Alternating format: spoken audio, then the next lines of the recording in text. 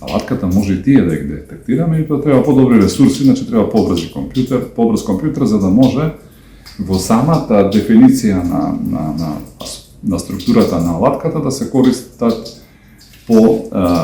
на помали временски чекори, помали просторни чекори, да се вршат пресметките, за да точно се фатат и овие помали вртузи, па и вакви мали торнада кои што се над вода или на копно.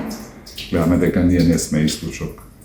и оваа географска област, не, иако тие повеќе се карактеристични торнадата за америчкиот континент, Оклахома и други области во Америка, па и во, да речам, Централна Европа, во Германија, во тие делови кон северозападна Европа. Сепак не се исклучок гледаме дека такви вртлози да се јават и на Јадранот, во форма на пијавици, во форма на торнада над вода, може да се јават и на копно, околку сите тие термодинамички услови се исполнети.